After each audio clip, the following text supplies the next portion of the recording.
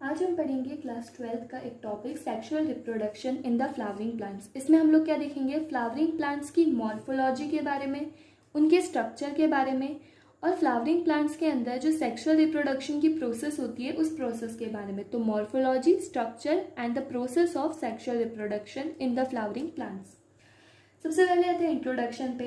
Introduction क्या बोलता है कि जितने भी फ्लावरिंग प्लांट्स हैं सभी सेक्सुअल रिप्रोडक्शन शो करते हैं, और सेक्सुअल रिप्रोडक्शन का एंड प्रोडक्ट क्या होता है, फ्रूट्स एंड सीड्स।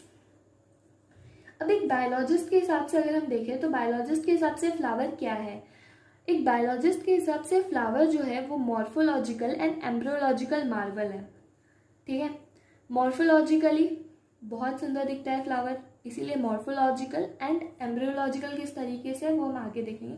तो मॉर्फोलॉजिकल एंड एम्ब्रियोलॉजिकल मार्वल होता है, और प्लस क्या होता है, साइट ऑफ सेक्सुअल रिप्रोडक्शन। एक फ्लावरिंग प्लांट के अंदर सेक्सुअल रिप्रोडक्शन कहाँ होता है, फ्लावर के अंदर। तो एक बायोलॉजिस्ट के लिए फ्लावर क्या है, morphological and embryological Marvel plus site of sexual reproduction. अब जो रिप्रोडक्शन की प्रोसेस होती है इसको 3 फेज में डिवाइड किया गया है, प्री फर्टिलाइजेशन, डबल फर्टिलाइजेशन, या इसे फर्टिलाइजेशन भी कहते हैं सिर्फ, and post fertilisation. Pre fertilisation, obvious ही बात है, फर्टिलाइजेशन के पहले जितने भी इवेंट्स होते हैं वो सारे प्री फर्टिलाइजेशन के अंडर आते हैं, और फर्टिलाइजेशन के बाद जितने भी इवेंट्स होंगे वो पोस्ट फर्टिलाइजेशन में आएंगे। तो स्टार्ट करेंगे पहले प्री फर्टिलाइजेशन से। प्री फर्टिलाइजेशन क्या होता है, प्री फर्टिलाइजेशन से, तो प्री फर्टिलाइजेशन के अंदर हम लोग 2 चीजें देखेंगे। एक देखेंगे हम स्ट्रक्चर एंड इवेंट्स।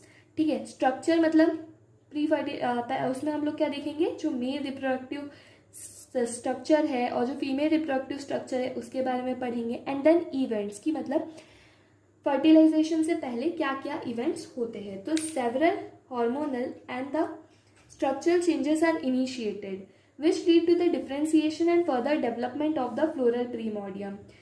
तो जैसे ह्यूमंस में क्या होता है कि ह्यूमंस में रिप्रोडक्टिव एज आने पर, दैट इज प्यूबर्टी आने पर, बहुत सारे हार्मोनल एंड स्ट्रक्चरल चेंजेस होते हैं। उसी तरीके से प्लांट के अंदर भी क्या होता है, हार्मोनल और स्ट्रक्चरल चेंजेस होते हैं, जिनके कारण क्या होता है कि फ्लोरल प्रीमोडियम का डिफरेंशिएशन होता है, और फिर इसी फ्लोरल प्रीमोडियम का फर्दर डेवलपमेंट होता है, और फिर फ्लावर का फॉर्मेशन होता है। अब फ्लावर जो रहता है इसमें 2 चीजें देखने को मिलती है। एक देखने को मिलती है मेल रिप्रोडक्टिव स्ट्रक्चर जिसे हम एंड्रोशियम भी कहते हैं, और दूसरा होता है फीमेल रिप्रोडक्टिव स्ट्रक्चर जिसे हम गाइनोशियम भी कहते हैं। तो अब एंड्रोशियम क्या है, एंड्रोशियम या फिर मेल रिप्रोडक्टिव स्ट्रक्चर कैसा होता है, क्या होता है इसमें। तो मेल रिप्रोडक्टिव स्ट्रक्चर जो होता है इसमें 3 चीजें देखने को मिलती है। एक होता है स्टेमन, microsporangium and the pollen grain. तो अभी हम इन तीनों को देखेंगे। सबसे पहले स्टार्ट करते हैं स्टेमन से। स्टेमन क्या होता है, स्टेमन जो रहता है ये 2 स्ट्रक्चर से मिलकर बनता है, एक है फिलामेंट, एक है एंथर।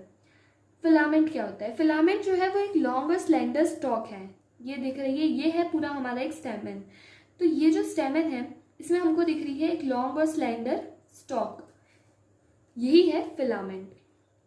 प्रॉक्सिमल एंड, इसका जो प्रॉक्सिमल एंड होता है किसका, फिलामेंट का जो प्रॉक्सिमल एंड होता है ये किससे अटैच्ड होता है, थैलेमस और पेटल, थैलेमस से या फिर पेटल से। फिर आते हैं एंथर। तो स्टेमन का दूसरा पार्ट जो होता है वो होता है एंथर। एंथर क्या है, टर्मिनल जनरली बायलोब्ड स्ट्रक्चर। तो ये जो रहता है ये टर्मिनल होता है, ठीक है, ये प्रॉक्सिमल एंड था फिलामेंट का, और फिलामेंट के टर्मिनल एंड पे या डिस्टल एंड पे लगा हुआ होता है कौन, एंथर। तो एंथर जनरल टर्मिनल होता है, और जनरली कैसा होता है, बायलोब्ड स्ट्रक्चर होता है। ये इसके 2 लोब्स हैं, ये एक लोब और ये दूसरा लोब, तो इसके 2 लोब होते हैं, बायलोब्ड स्ट्रक्चर होता है। अब स्टेमन जो रहता है वो डिफरेंट स्पीसीज में स्टेमन का जो नंबर होता है, जो उसकी लेंथ होती है वो वेरी करती है। अब एंथर जो रहता है ये कैसा होता है, बायलोब्ड स्ट्रक्चर होता है, ठीक है। जैसे यहाँ पे हमने देखा कि ये एक लोब था, ये आगे जो है ये एक लोब है, और पीछे जो है वो दूसरा लोब है। तो बायलोब्ड होता है, हर एक लोब में जो है 2 थीका होते हैं, ठीक है। तो जैसे ये एक लोब है तो इसमें एक ये रेड लाइन के आगे एक लोब है, और रेड लाइन के पीछे एक रेड लाइन के आगे एक थीका है, और रेड लाइन के पीछे एक थीका है। तो इस तरीके से हर एक लोब में 2 थीका होते हैं, और इसीलिए हम इसे डायथीशियस कहते हैं। अब क्या होता है, longitudinal groove runs length wise separating the theca. ये जो थीका है एक रेड लाइन के आगे रेड लाइन के पीछे, तो इन दोनों को जो है लॉन्गिट्यूडनली अगर हम देखें लेंथ वाइज तो एक लॉन्गिट्यूडनल ग्रूव इन दोनों थीका को सेपरेट कर रही है।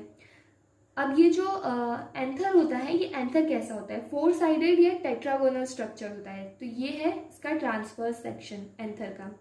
तो ट्रांसवर्स सेक्शन पे जब हम इसे देखते हैं एंथर को, तो ये हमको दिखता है 4 साइडेड, 1 2 3 4 4 साइडेड दिखता है। 4 साइडेड है इसलिए हमने इसको क्या कहा, टेट्रागोनल स्ट्रक्चर कहा।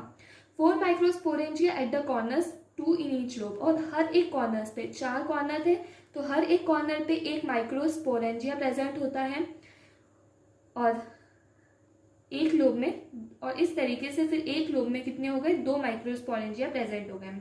तो ये जो है ट्रांसवर्स सेक्शन है एंथर का। अब माइक्रोस्पोरेंजिया, माइक्रोस्पोरेंजिया जो रहेंगे ये फर्दर डेवलप करेंगे और इससे फिर पॉलन सैक का फॉर्मेशन होगा। अब पॉलन सैक जो रहेंगे ये हमारी जो एंथर है, जैसे हमारा एंथर है तो एंथर की जो पूरी लेंथ होती है तो ये पूरे longitudinally throughout the length of the anther जो पॉलन सैक है वो एक्सटेंड करेंगे। तो pollen sac extend longitudinally throughout the length of the anther and packed with the pollen grains, और ये पॉलन सैक जो रहेंगे पॉलन ग्रेन से पैक्ड रहेंगे। उसके बाद में माइक्रोस्पोरेंजिया का स्ट्रक्चर, तो माइक्रोस्पोरेंजिया का स्ट्रक्चर अगर हम देखेंगे तो इसका स्ट्रक्चर होता है सर्क्यूलर ट्रांसवर्स सेक्शन में, ठीक है। जब हम ट्रांसवर्स सेक्शन में देखेंगे तो माइक्रोस्पोरेंजिया का स्ट्रक्चर हमको कैसा दिखेगा, सर्क्यूलर दिखेगा, और ये सराउंडेड होगा 4 लेयर से। तो ये 1 2 3 एंड 4, तो ये 4 लेयर से सराउंडेड होगा। कौन सी, एपिडर्मिस, तो ये हो गई हमारी एपिडर्मिस सबसे बाहर की एपिडर्मिस। फिर एंडोथीशियम, तो ये रेड वाली एंडोथीशियम हो गई। फिर मिडिल लेयर, मिडिल लेयर ये रही यहाँ पर, ये middle layer and tapetum, tapetum हमारी इनरमोस्ट ये रही टेपेटम। तो ये 4 लेयर से सराउंडेड होता है, epidermis, endothecium, middle layer and the tapetum. अब इसमें से जो हमारी आउटर 3 होती है, एपिडर्मिस, एंडोथीशियम और मिडिल लेयर, ये जो रहती है इनका काम क्या होता है, प्रोटेक्शन का। ये क्या करती है, प्रोटेक्शन प्रोवाइड कराती है and dehiscence of the anther to release pollen, और जो एंथर है एंथर के डेहिसेंस में हेल्प करती है, ठीक है, टू रिलीज पॉलन। अब जो टेपेटम होती है, टेपेटम हमारी क्या है, इनर मोस्ट लेयर होती है, सबसे अंदर की लेयर होती है। इनका काम क्या होता है कि ये पॉलन ग्रेन्स को नरिशमेंट प्रोवाइड कराती है। इनका जो साइटोप्लाज्म होता है वो कैसा होता है, बहुत डेंस होता है, और इनके अंदर एक से ज़्यादा न्यूक्लियस होता है। अब आते हैं स्पोरोजिनस टिश्यू पे। स्पोरोजिनस टिश्यू क्या होता है, तो यंग एंथर के अंदर, जब एंथर यंग होता है तो इसमें जो है हमको स्पोरेंजियम के सेंटर में हमको जो है कॉम्पैक्टली अरेंज्ड होमोजिनस सेल्स का एक ग्रुप देखने को मिलता है। स्पोरेंजियम के सेंटर में हमको कॉम्पैक्टली अरेंज्ड होमोजिनस सेल्स का एक ग्रुप देखने को मिलता है। होमोजिनस सेल्स क्या होती है, वही जिनका स्ट्रक्चर अगर हम देखेंगे तो पूरी तरीके से सिमिलर होती है। तो हमको क्या देखने को मिलता है, कॉम्पैक्टली अरेंज्ड होमोजिनस सेल का एक ग्रुप देखने को मिलता है। उसी ग्रुप को हम क्या कहते हैं, स्पोरोजिनस टिश्यू। अब माइक्रोस्पोरोजिनेसिस क्या होती है कि जैसे जैसे ये जो एंथर होगा ये डेवलप करेगा, तो जो हमारी स्पोरोजिनस टिश्यू की सेल्स होगी उनके अंदर मायोटिक डिवीजन होगा, और मायोटिक डिवीजन से ये जो हमारी स्पोरोजिनस टिश्यू की सेल्स है ये डेवलप करेगी किसमें, माइक्रोस्पोर में। अब जैसे क्या होगा कि जैसे जैसे एंथर और ज़्यादा डेवलप होता जाएगा तो ये जो माइक्रोस्पोर हो गया, अब क्या होगा कि ये जो माइक्रोस्पोर है ये अरेंज होंगे 4 सेल्स के क्लस्टर में, ठीक है, मतलब 4 माइक्रोस्पोर आपस में एक क्लस्टर बना लेगी, उसे हम क्या कहेंगे, माइक्रोस्पोर टेट्राड। 4 सेल्स थी इसलिए टेट्राड। अब क्या हुआ कि अब जैसे जैसे एंथर और ज़्यादा मेच्योर करेगा और इस बार डिहाइड्रेट भी करेगा, ठीक है, तो अब जैसे एंथर मेच्योर करेगा और डिहाइड्रेट होगा तो क्या होगा कि जो माइक्रोस्पोर्स है वो एक दूसरे से डिसोसिएट हो जाएंगे और पॉलन ग्रेन्स का फॉर्मेशन हो जाएगा। अब एक माइक्रोस्पोरेंजियम जो रहता है इसमें बहुत सारे थाउजेंड्स ऑफ द माइक्रोस्पोर्स या thousands of the pollen grains भी हम बोल सकते हैं। तो एक माइक्रोस्पोरेंजियम में सेवरल थाउजेंड्स ऑफ माइक्रोस्पोर्स और पॉलन ग्रेन्स होते हैं। पॉलन ग्रेन्स, अब पॉलन ग्रेन्स के बारे में देखते हैं कि पॉलन ग्रेन्स क्या चीज़ है। पॉलन ग्रेन्स जो होते हैं इनको हम लोग मेल गैमेटोफाइट भी कह सकते हैं। तो पॉलन ग्रेन्स क्या है, मेल गैमेटोफाइट है।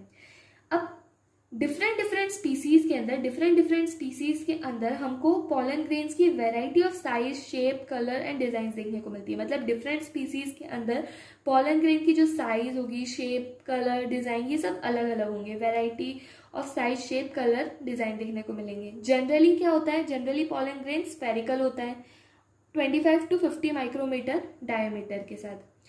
पॉलन ग्रेन जो रहता है ये सराउंडेड होता है 2 लेयर की वॉल से, ठीक है, 2 लेयर की वॉल से सराउंडेड होता है। इसमें से जो आउटर लेयर होती है, आउटर लेयर को हम कहते हैं एक्साइन, और ये जो एक्साइन होती है कैसी होती है, हार्ड होती है। हार्ड क्यों होती है, क्योंकि ये बनी होती है स्पोरोपोलेनिन से। अब स्पोरोपोलेनिन क्या है, स्पोरोपोलेनिन जो है वो एक रेजिस्टेंट ऑर्गेनिक मटेरियल होता है, ठीक है। ये ऐसा रेजिस्टेंट ऑर्गेनिक मटेरियल होता है जो कि हाई टेम्परेचर को और स्ट्रॉन्ग एसिड्स या अल्कली दोनों को विथस्टैंड कर सकता है, ठीक है। हाई टेम्परेचर या स्ट्रॉन्ग एसिड्स या अल्कली, इससे इसे कुछ भी फर्क नहीं पड़ता है। तो ये जो एक्साइन थी ये थी हमारी आउटर वॉल, ठीक है। तो एक्साइन के अंदर एक अपर्चर होता है, ठीक है। एक्साइन जो थी वो आउटर वॉल थी, उसमें एक अपर्चर होता है जिससे हम कहते हैं जर्म पोर। तो वो अपर्चर कैसे बना, क्योंकि वहां पर क्या था, स्पोरोपोलेनिन एब्सेंट था, ठीक है, स्पोरोपोलेनिन प्रेजेंट नहीं था, इसीलिए वहां पर एक अपर्चर था, उस अपर्चर को हमने कहा जर्म पोर। ये जो स्पोरोपोलेनिन होता है ये हमने अभी देखा कि एक ऑर्गेनिक रेजिस्टेंट ऑर्गेनिक मटेरियल होता है। तो इसी के कारण, इस स्पोरोपोलेनिन के कारण ही जो हमारे पॉलन ग्रेन्स होते हैं वो in the form of fossils well preserved रहते हैं। अब जो इनर वॉल होती है पॉलन ग्रेन की उसे हम कहते हैं इंटाइन। इंटाइन जो रहती है ये कैसी होती है, थिन होती है और कंटिन्यूअस लेयर है, ठीक है, थिन है, कंटिन्यूअस लेयर है, सेल्यूलोज और पैक्टीन की बनती है, सेल्यूलोज और पैक्टीन की। Cytoplasm of the pollen grain is surrounded by the plasma membrane. जैसे किसी दूसरी सेल में क्या होता है कि जो साइटोप्लाज्म होता है वो प्लाज्मा मेम्ब्रेन से सराउंडेड होता है, उसी तरीके से पॉलन ग्रेन का साइटोप्लाज्म भी प्लाज्मा मेम्ब्रेन से सराउंडेड होता है। अब जब ये पॉलन ग्रेन मैच्योर करता है तो इसमें जो है 2 टाइप की सेल्स हमको देखने को मिलती है, मतलब एक मैच्योर पॉलन ग्रेन में 2 तरीके की सेल देखने को मिलती है, vegetative cell, generative cell. Vegetative cell क्या होती है, थोड़ी बिगर होती है, इसमें अबंडेंट फूड रिजर्व होता है, सफिशिएंट क्वांटिटी का फूड रिजर्व होता है और इरेगुलरली शेप्ड न्यूक्लियस होता है।